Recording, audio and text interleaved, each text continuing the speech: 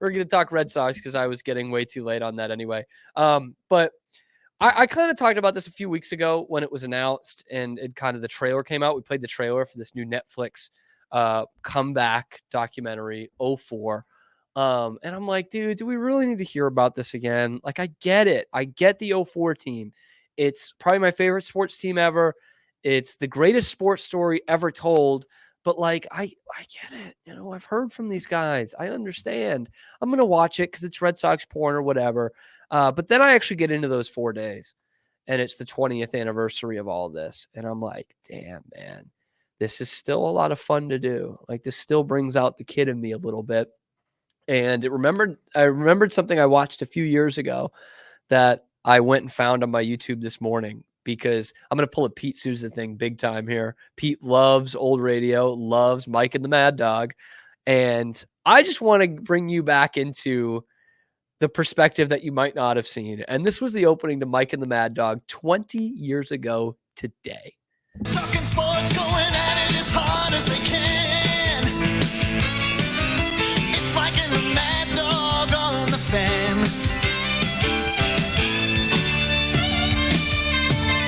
Nothing can get by 'em, turn it on and try 'em. Mike and the Mad Dog, WFAN.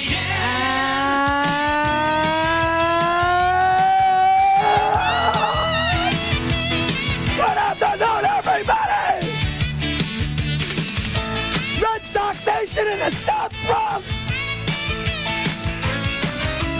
Mark Malusis, Eddie Scazzeri, the big guy's here! It's here, Like I right? had a choice? Oh, baby! Oh, baby! Did you ever think we'd see the day when Chuck Nixon, this is Wade Boggs in reverse, with the champagne in the bleachers and right, and the New York Yankees, epically, they've been asphyxiated. They have been noosed up. The Red Sox are going to the World Series. Good afternoon there, Michael.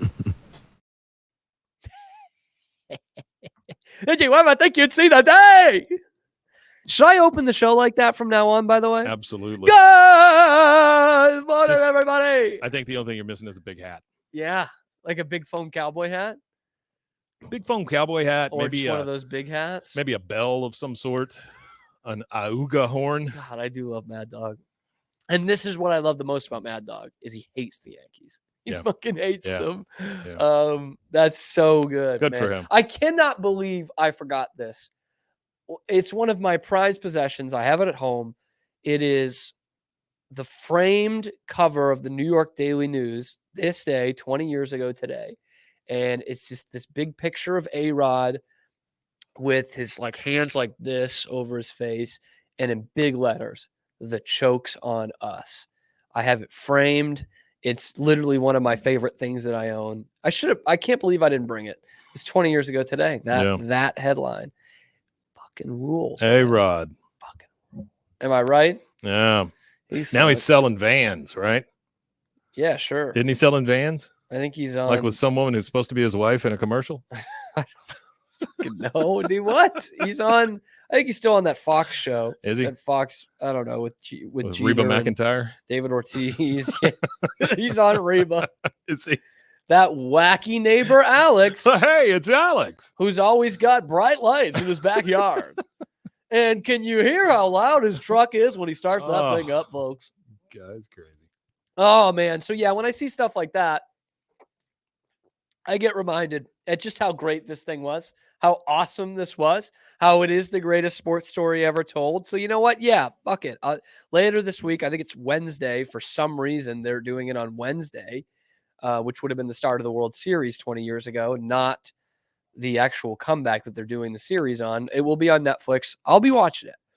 And I heard someone bring up this point that I think is ultimately in my subconscious why I keep going back to the 04 Red Sox stuff, even though I know the story so much.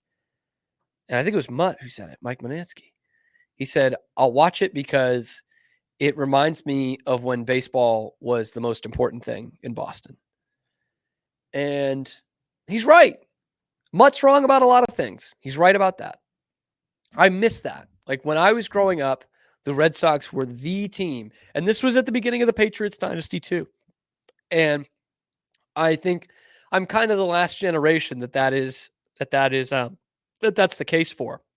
As we grew up kind of with the 04 team and the 04 comeback, and 03 and 04 were such monumental seasons in Red Sox history, probably the most important time to be a Red Sox fan ever. And after that, the kids younger than me, younger than my kind of generation, give or take 2 years or so, they know the Patriots and how successful they were when they were getting introduced to sports. Meanwhile, when I was getting introduced to sports was the most pivotal time, most electrifying time in Red Sox history. And everyone before that, every generation before that in this town was Red Sox first, every single one. And so you see all these documentaries and you're like, man, they're probably overblowing it a little bit. Trust me, they're not. They're not. The Bulldozer come on here and tell you, like, that meant everything to go in and win that series. And of course, win the World Series as well and truly reverse that curse. Like, that was like an annual obsession, to the point where there were plenty, and I'm still still are, there were plenty of Red Sox fans after they won in 04 that were like, what do we do now? You know, like, they waited their whole lives for that shit. Now it's like, well, I guess you just hope they do it again. And most Red Sox fans did take on that. Like, but I'll bet there were some that just like don't even really watch anymore, which is weird. I know, but like, that's what they waited their whole life for.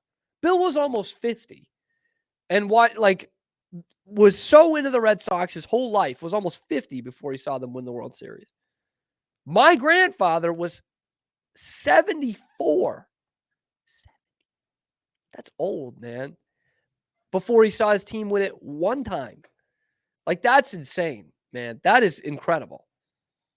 It's a big deal. It's a big There's deal. something 20 years ago. You're right, though. Like, when the hammer finally drops and you're What at do the you top do? of the mountain, then what? What do you do? You just go, oh, you're going to get them again next year, that kind of thing, and it does make you think about, why am I still doing this? And it has to be just like me on Sundays. It's right. Why am I still doing And even for the most diehard fans, it has to be fundamentally different. Because, like, now, in a way, I don't want to downplay this because it still could be a huge part of your life, but it's like, now you're just rooting for a team. Before that, it was like this, I don't know, religious experience. It was hope against all hope, faith in the times where you should not have any. It was this like masochistic crescendo. Like, what are they going to do to me next? And how am I still going to be rooting for them next year?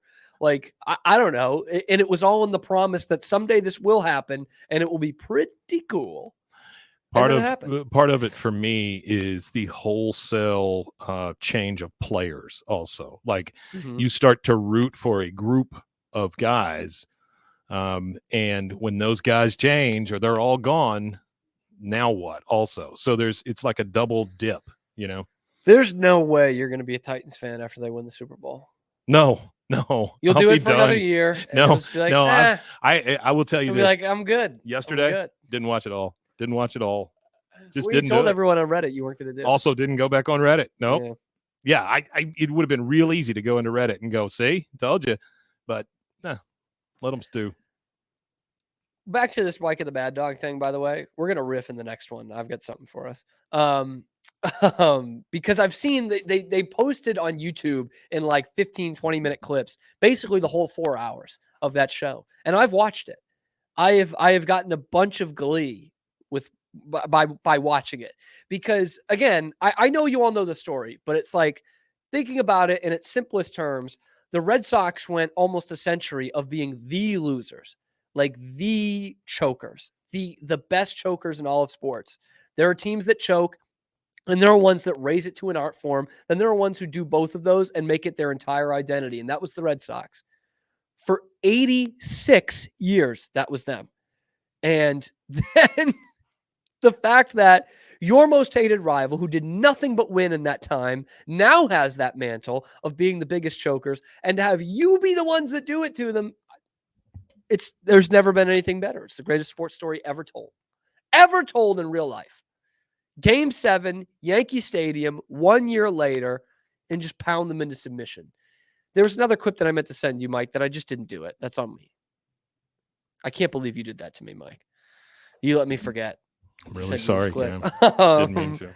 But it's a clip from one of these things the Red Sox put out. Again, said it to death about the 2004 team, but I watched it anyway.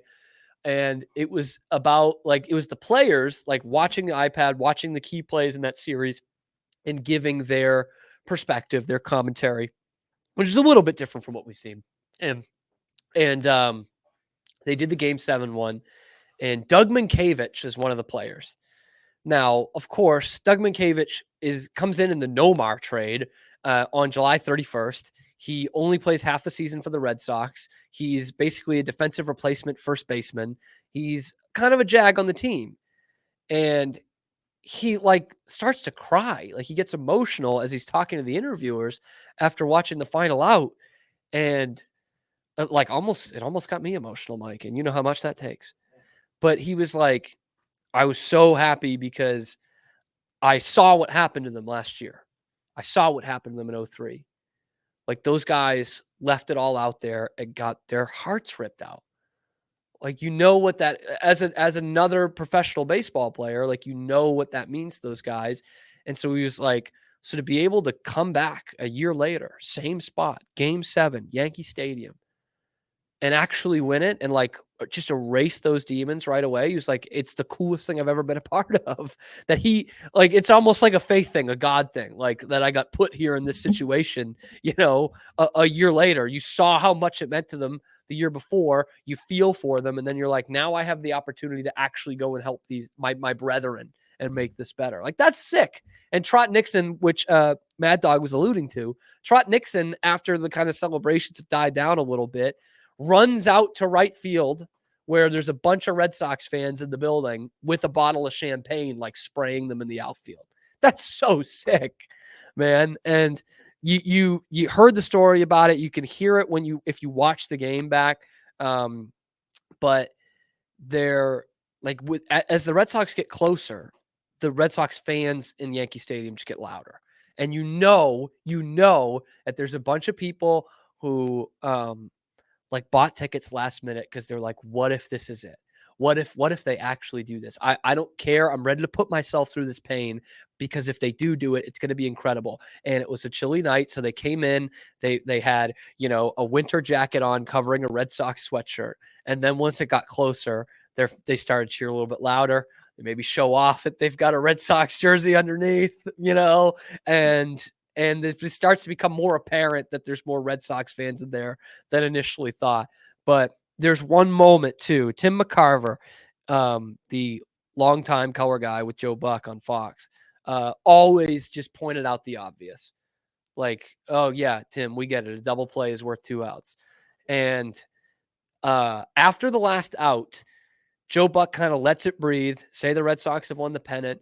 All you can hear is the stadium, and right away at Yankee Stadium, they play theme from New York, New York, Frank Sinatra. And Fox back in the old days used to cut to a sports bar, and they cut to the greatest sports bar in Boston, and the place is just going nuts. There are people, standing on top of the bar. They're on people's shoulders. They're throwing stuff around. They're throwing up napkins. And Tim McCarver just says, they'll spread the news all right, as Frank Sinatra's playing in the background. And I'm like, fuck yeah. Fuck yeah. Awesome thing to be a part of. 20 years ago today. We'll, of course, go through it with the World Series now, too. Because why not? The Red Sox suck. So what else am I going to do? There's one team in this town that's actually good. They start tomorrow. By the way, booking a special guest tomorrow. I'm not going to reveal it yet. Special Celtics guest tomorrow.